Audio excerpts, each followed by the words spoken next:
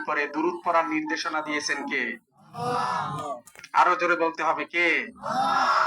আর একটু জোর হবে, কে? কার উপরে পড়ার নির্দেশনা দিয়েছেন? বিশ্বনবী জনাবে মুহাম্মদুর রাসূলুল্লাহ সাল্লাল্লাহু আলাইহি সাল্লামের উপরে। তার উপরে দুরূদ পাঠ করলে লাভ কি হবে? বিশ্বনবী জনাবে মুহাম্মদুর রাসূলুল্লাহ সাল্লাল্লাহু আলাইহি সাল্লাম বলছেন, 10 বার রহমত বর্ষণ করা হবে যে ব্যক্তি একবার আমার নবীর উপরে দুরূদ পাঠ করবে। বলেন না সুবহানাল্লাহ। তাহলে আমরা একটু মন খুলে প্রাণ খুলে আলোচনার শুরুতেই আজকে একবার সেই নবীর উপরে একবার দুরূদ পাঠ করে নিই। আল্লাহুম্মা সাল্লি আলা মুহাম্মাদিন ওয়া আলা আলি মুহাম্মাদ কামা সাল্লাইতা আলা ইব্রাহিম ওয়া আলা আলি ইব্রাহিম ইন্নাকা হামিদুম মাজিদ। আল্লাহুম্মা বারিক আলা মুহাম্মাদিন ওয়া আলা আলি মুহাম্মাদ কামা বারাকতা আলা ইব্রাহিম ওয়া আলা আলি ইব্রাহিম ইন্নাকা হামিদুম মাজিদ। সম্মানিত উপস্থিতি, সারা পৃথিবীর ভিতরে একটা রেওয়ায়েজ এবং একটা নিয়ম কানুন আছে, ঠিক না বেঠিক? সাধারণত মানুষ যখন খাবার খায়, খাবার খাওয়ার শুরুতে যখন ভালো ভালো খাবারগুলো যখন খেয়ে ফেলে, তারপরে আর খারাপ খাবারগুলো মানুষ খেতে চায় না, ঠিক না বেঠিক? রুচিতেই আসে না, এরকম না বিষয়? মাগরিবের পর থেকে নিয়ে এই পর্যন্ত আসলে আলহামদুলিল্লাহ আমাদের মেহমানগণ এত সুন্দর সুন্দর আলোচনা করেছেন। এগুলো আসলে চমক লাগানো আলোচনা, যেগুলো বর্তমান সময়ের জন্য আমার দরকার। আমরাও যার আলোচনা শ্রবণ করার জন্য বিভিন্ন দূর দূরান্ত থেকে আসি এবং যাই, তাদের আলোচনার পরে আমাদের মতন মানুষের আলোচনা এই স্টেজে, এই মঞ্চে আর মানায় না। তারপরেও যেহেতু মাহফিল কমিটির পক্ষ থেকে আমাকে একটু সময় নির্ধারণ করে দিয়েছেন এই গভীর রজনীতে, মহান রব্বে কারিমের দরবারে সর্বপ্রথমে এতটুকু তৌফিক চাচ্ছি যেন মহান রব এই গভীর রজনীতে আমার জবান থেকে এমন কিছু কথা বের করে দেন, যে কথাগুলোর মাধ্যমে আমি এবং আপনারা কঠিন হাসরের ময়দানে ভয়াবহ জাহান্নামের আগুন থেকে যেন বাঁচতে পারি। আল্লাহ তৌফিক দান করুক, সকলে বলেন আমিন। এই কথাগুলো বের করার জন্য আমি মনিরুজ্জামানের কোনো শক্তি নাই। আপনারা কি বলেন, আছে? আমার এই জবানের কোনো শক্তি আছে? আল্লাহ যদি ইচ্ছা করেন এই জবান থেকে আর কথা বের হবে না, আল্লাহ তাআলা এখন পারেন না? আমার কোনো কথা বলার শক্তি থাকবে? এই শক্তিটা একমাত্র কে দিবে? কথা বলার মতন যোগ্যতা কে দিবে? আরো জোরে বলেন, কে দিবে? সেই আল্লাহ তাআলার দরবারে যদি আপনারা ওখান থেকে দোয়া করেন, আল্লাহ উভয় জগতে কামিয়াবির জন্য যেই কথাগুলো এখন আমাদের প্রয়োজন, ওই কথাগুলো তার জবান থেকে বের করে দেন, তাহলে হয়তো এই দোয়ার মাধ্যমে আমি আপনাদেরকে কিছু কথা শুনাইতে পারবো। তা না হলে আমার এমন কোনো যোগ্যতা নাই যেই যোগ্যতা দিয়ে আপনাদেরকে আমি চমক চমক কিছু কথা দিয়ে এখানে ধরে রাখবো। সেই যোগ্যতা আমি মনিরুজ্জামানের নাই, ঠিক না বেঠি? একমাত্র তৌফিক দেবেন কে? আরো জোরে বলেন, কে? সেই আল্লাহর জন্য একটা তাকবীর হবে এখানে। আমরা পুরো জীবন দেবারী মানুষদেরকে জানিয়ে দেব এই তাকবীরের মাধ্যমে আমরা এখনো পর্যন্ত মালিকের ডাকে সাড়া দিয়ে আল্লাহ রাব্বুল আলামিনের মহাগ্রন্থ ইসবানী কালামুল্লাহ তেলাওয়াত এবং কালামুল্লাহর তরজমা তাফসীর শ্রবণ করার জন্য আমরা মাঠে আছি, তোমরাও আসো। এরকমের একটা তাকবীর দেওয়া যাবে কি? প্রস্তুত তো সবাই? একটা তাকবীর হবে, যার যত শক্তি আছে এই শক্তি দিয়ে আমরা সেই মহান রবের দরবারে এই তাকবীরটা দেব। পারবো তো ইনশাআল্লাহ? কে কে পারবো একটু হাত জাগাই। নারায়ে তাকবীর, নারায়ে তাকবীর। আল কোরআনের আলো, আল কোরআনের আলো, আল হাদিসের আলো। আলহামদুলিল্লাহ। সম্মানিত উপস্থিতি, এখন যে সময়, এই সময়ের পরে আমাদের এই গ্রাম অঞ্চলে আর আলোচনা হয়নি। তারপর আলহামদুলিল্লাহ আপনারা বসেছেন, স্বল্প সময় আলোচনা হবে, তারপর ইনশাআল্লাহ দোয়ার মাধ্যমে আজকের এই মজলিস আমরা শেষ করব। তবে আমাদের জন্য আল্লাহ পাক রব্বুল আলামিনের কাছে একটা পুরস্কার রয়েছে, এই পুরস্কারটা আমাদের সবার নিতে হবে। পারবো তো ইনশাআল্লাহ? এই আলোচনার মজলিস যখন শুরু হয়েছে, আল্লাহ পাক রব্বুল আলামিনের পক্ষ থেকে একদল ফেরেশতারা এসে এদের উপরে রহমত আর বরকত নাজিল করতেছিলেন। জোরে বলেন না সুবহানাল্লাহ। পুরো মাহফিল প্যান্ডেলটা ঘিরে রেখে আল্লাহ পাক রব্বুল আলামিনের পক্ষ থেকে তাদের উপরে রহমত বর্ষণ করতেছিলেন। জোরে বলেন না সুবহানাল্লাহ। এরা এই যখন মাহফিলের আলোচনা শেষ হয়ে যাবে, এই সময় মহান রবের দরবারে চলে যাবেন। আল্লাহ পাক রব্বুল আলামিনের কাছে গিয়ে আবেদন করবেন, রব্বুল আলামিন, জীবন্ত বাড়ি নূরে হেরা মদিনাতুল উলুম কওমি মাদ্রাসার মাহফিল প্যান্ডেলে যারা বসে আছে তাদেরকে ক্ষমা না করা পর্যন্ত আমরা আপনার আরশে আজিমের খুঁটি ছাড়বো না। আল্লাহ রাব্বুল আলামিন ডাক দিয়ে বলবেন, ফেরেশতারা তোমরা সাক্ষী থাকো, ওই মাহফিল প্যান্ডেলে যারা আমার কোরআনের ভালোবাসায় যারা এখনো পর্যন্ত এই গভীর রজনীতে বসে আছে, আমি আল্লাহ তাআলা তাদের জীবনের গুনাহগুলো মাফ করে দিলাম। জোরে জোরে বলেন না সুবহানাল্লাহ। এই ঘোষণাটা হবে মাহফিলের শেষ প্রান্তে। আমরা একটু ধৈর্য ধারণ করে শেষ পর্যন্ত থাকতে কে কে রাজি ইচ্ছুক আল্লাহকে হাত জায়গায় দেখাই। নারায়ে তাকবীর, নারায়ে তাকবীর। আল্লাহ কবুল করুক, সকলে বলেন আমিন। রাত যত গভীর হয় আল্লাহ রাব্বুল আলামিন বান্দার নিকটবর্তী হন। এই কথাটা কার বলেন দেখি? বিশ্বনবী মুহাম্মদুর রাসূলুল্লাহ সাল্লাল্লাহু আলাইহি সাল্লাম বলেছেন। প্রিয় ভাইরা আমার, দুনিয়ার যত মালিক তাদের কাছে যদি কিছু চাইতে এবং পাইতে হয় তাহলে প্রত্যেকটা কর্মচারীর মালিকের দরবারে যেতে হয়, ঠিক না ঠিক? কথা হইছে না? আপনি একজন মালিকের চাকরি করেন, ভুল নাই, আপনি অসুস্থ হইতেন, ছুটিতে বাড়িতে আসতেন, আর যেতে পারেন নাই, আপনার কিছু টাকার প্রয়োজন, আপনার কিন্তু সেই মালিকের কাছে ভুল নাই, যেতে হবে, ঠিক না বেঠি? যদি আপনি ঢাকায় চাকরি করেন তাহলে আপনার ঢাকায় যেতে হবে মালিকের কাছে, ঠিক না বেঠি? তারপরে কি আপনার তার সব কিছু আপনার ডিটেলস তথ্যটা এইটা আপনার কিন্তু আপনার মালিকের কাছে বলতে হবে, ঠিক না বেঠি? আর দেখেন আল্লাহ তাআলা আমাদেরকে সৃষ্টি করলেন, আল্লাহ এই জমিনে বসবাস করার জন্য আমাদের সকল উপায় উপকরণ দান করলেন। সেই মালিক গভীর রজনীতে আমাদের নিকটবর্তী হয়ে আল্লাহ পাক রব্বুল আলামিন শুধু বলতেছে, বান্দা তোর কি প্রয়োজন, তোর কি লাগবে আমার কাছে বল, আমি আল্লাহ পাক রব্বুল আলামিন তোকে দান করব। জোরে জোরে বলেন না সুবহানাল্লাহ। আজকে দুনিয়ার সকল মানুষগুলো জমিনের মালিকের জন্য পাগল, ঠিক না ঠিক? কিন্তু বিশ্ব নবী বলেছেন, যেই মালিক তোমার সব কিছু দিতে পারবে তোমরা সেই মালিকের দরবারের দিকে ছুটে আসো, ঠিক না ঠিক? আমরা কোন মালিকের দিকে যাব বলেন? আরো জোরে বলেন। সেই মহান রব্বে কারিমের দরবারে আমরা হাজিরা দেব, সেই মহান রব্বে কারিমের দরবারে আমরা যাব, সেই মহান মালিকের কাছে আমরা ফিরে যাব। তারপর ইনশাআল্লাহ সেই মালিককে একবার ডাক দেওয়া যাবে। আপনারা কি বলেন, ডাক দেওয়া যাবে? একবার সেই মহান মালিককে আমরা ডাক দিব, বলেন না আল্লাহ। আরো জোরে বলেন না আল্লাহ। আল্লাহ আমাদের আজকে কবুল আর মঞ্জুর করে নিন। নূরে হেরা মদিনাতুল উলুম কওমি মহিলা মাদ্রাসা কবুল আর মঞ্জুর করুন, সকলে বলেন আমিন। আর জোরে বলেন না আমিন। প্রিয় ভাইরা আমার, ভূমিকায় আর আমি আলোচনা করব না, আজকের আমাদের মূল আলোচনায় চলে যাব। হুজুর এতক্ষণ পর্যন্ত আলোচনা করছিলেন জমিনের ভিতরে মানুষ শান্তিতে থাকতে পারবে দুইটা কাজ করলে। এক হলো ইসলামী আইন ব্যবস্থা যদি জমিনে প্রতিষ্ঠিত করে, নাম্বার দুই হলো তাকওয়া ভিত্তিক যদি রাষ্ট্রনায়ক যদি জমিনের ভিতরে বসানো যায়, ঠিক না ঠিক? এই দুইটা কাজ কিভাবে আমাদের মাঝে আসবে এইটা নিয়ে আজকে আমাদের আলোচনা শুরু হবে, ঠিক না ঠিক?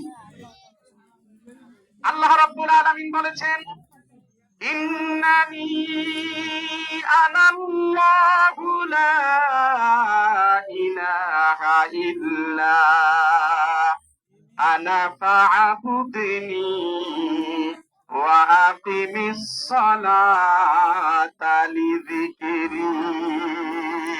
যারা বলেন আল্লাহু আকবার।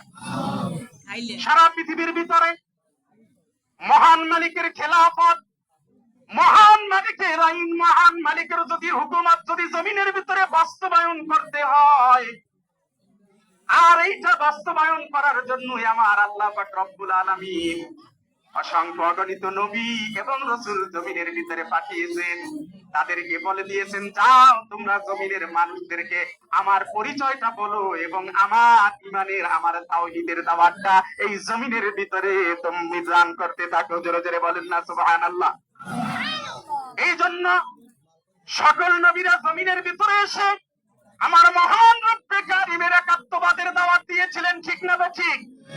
এই একাত্মবাদের দাওয়াত দেওয়ার পরে সমাজের ভিতরে আল্লাহর হুকুম, আল্লাহর আইন প্রতিষ্ঠিত করার জন্য সর্বপ্রথম যেটার প্রয়োজন সেটা তিনি আল্লাহ পাক রব্বুল আলামিন শিখিয়ে দিয়েছেন। যাও এবার জমিনের ভিতরে জমিনবাসীদেরকে বলে দাও, তারা যদি একটা কাজ করতে পারে তাহলে অতি সত্বর জমিনের ভিতরে আমার হুকুম এবং আমার আইন অতি তাড়াতাড়ি প্রতিষ্ঠিত হয়ে যাবে। জোরে জোরে বলেন না সুবহানাল্লাহ। সেটা হলো কি, আমার আল্লাহ রাব্বুল আলামিন বলছেন, ইন্নানি আনাল্লাহু লা ইলাহা ইল্লা আনা ফা'বুদনি ওয়া আকিমিস সালাতা লিযিকরি। বলেন না আল্লাহু আকবার। আল্লাহ হলেন এক। আল্লাহ কি তার কোন শরীক আছে? অদ্বিতীয় কেউ আছে? আমার আল্লাহ পাক রব্বুল আলামিন বলছেন, নবী হে, জমিনের ভিতরে আপনি মানুষদেরকে জানিয়ে দিন, আপনি তাদের মাঝে প্রকাশ করতে থাকেন, কুল হুয়াল্লাহু আহাদ আল্লাহুস সামাদ লাম ইয়ালিদ ওয়া লাম ইউলাদ ওয়া লাম ইয়াকুল লাহু কুফুয়ান আহাদ। যারা বলেন আল্লাহু আকবার। আমার আল্লাহ রাব্বুল আলামিন নবীদেরকে বলেছেন, নবী হে, জমিনের ভিতরে আপনি দাওয়াত দিতে থাকেন, এই জমিনের ভিতরে আল্লাহ পাক রব্বুল আলামিনের এক, তার অন্য কোন শরীক নাই, অদ্বিতীয় আমার মহান রবের আর কিছুই নাই। ঠিক না বেঠিক? কথার উপরে বিশ্বাস আছে কার কার? দুই হাত জাগিয়ে একটা তাকবীর দিতে হবে। নারায়ে তাকবীর, নারায়ে তাকবীর। অনেক মানুষ এই সময় ঘুমায়। ঘুম যদি আসে, আল্লাহ পাক রব্বুল আলামিনের মহা গ্রন্থ শিবানী পবিত্র কোরআনুল কারীমের এই আয়াত শ্রবণ করার পরে ঈমানদারদের ঈমান আরো জাগতে থাকবে, ঈমানদারদের ঈমান আরো বৃদ্ধি পেতে থাকবে। ঠিক না বেঠিক? প্রিয় ভাইয়েরা আমার, বলতেছিলাম আল্লাহ রাব্বুল আলামিন মানুষদেরকে জানিয়ে দিয়েছেন জমিনের ভিতরে ইসলামী হুকুমত, ইসলামী আইন কিভাবে প্রতিষ্ঠিত হবে, কি কাজ করলে জমিনের ভিতরে প্রতিষ্ঠিত হবে। আমার আল্লাহ তাআলা বলে দিয়েছেন, জমিনের ভিতরে বলে দাও তারা যেন সর্বপ্রথম আমি আল্লাহ তাআলাকে এক বলে স্বীকার করে, আমি আল্লাহ রাব্বুল আলামিনকে রব বলে স্বীকার করে নেয়। জোরে জোরে বলেন না সুবহানাল্লাহ। সুতরাং আল্লাহ তাআলা যখন এক, আল্লাহ রাব্বুল আলামিন বলেছেন এই দুনিয়ার ভিতরে ইবাদত করতে হবে একমাত্র আমার, দুনিয়ার ভিতরে আর কোন মানুষের ইবাদত করা যাবে না। ঠিক না বেঠিক? আমার আল্লাহ তাআলা তাই বলে দিয়েছেন, ফা'বুদনি ওয়া আকিমিস সালাতা লিযিকরি। যারা বলেন আল্লাহু আকবার। যেহেতু মহান রব বলেন একক, তার আর কোন শরীক নাই, সুতরাং তোমরা ইবাদত করো আল্লাহ রাব্বুল আলামিনের, এবং আল্লাহর শরণার্থে আমাদের একটা কাজ করতে হবে, সেটা জমিনের ভিতরে সালাত কায়েম করতে হবে। ঠিক না বেঠিক? কি করতে হবে বলেন? জমিনের ভিতরে মানুষ যখন সালাত কায়েম করে ফেলবে, আল্লাহ রাব্বুল আলামিন ওই জমিনের ভিতরে ইসলামী হুকুমত অতি সত্বর প্রতিষ্ঠিত করে দিবেন। ঠিক না বেঠিক? ইসলামী হুকুমত প্রতিষ্ঠিত করতে জমিনের ভিতরে কে কে রাজি আছে? একটু নারায়ে তাকবীর বলে হাত জাগাই। নারায়ে তাকবীর, নারায়ে তাকবীর। ইসলামী আইন কি চান? ইসলামী হুকুমত জমিনের ভিতরে প্রতিষ্ঠিত হোক, এটা কি চান? তাহলে আমাদের সমাজের ভিতরে এক আল্লাহর স্বীকার করে নিতে হবে, তাওহীদের স্বীকার করে নিতে হবে, ইবাদত করতে হবে একমাত্র কার বলেন? আরো জোরে বলেন। আর এই আল্লাহর শরণার্থে আমাদের কি করতে হবে? সালাত কায়েম করতে হবে। কি করতে হবে বলেন? আরো জোরে বলেন না, কি করতে হবে? সালাত কায়েম করতে হবে। এইটা যদি আমরা কায়েম করতে পারি, তাহলে এই জমিনের ভিতরে অতি সত্বর আল্লাহ পাক রব্বুল আলামিন আমাদের জন্য কি করে দিবেন? ইসলামী হুকুমতের ব্যবস্থা আল্লাহ তাআলা এই জমিনের ভিতরে করবেন। আল্লাহ তাআলা তৌফিক দান করুক। সকালে বলেন আমিন। আর জোরে বলেন না আমিন।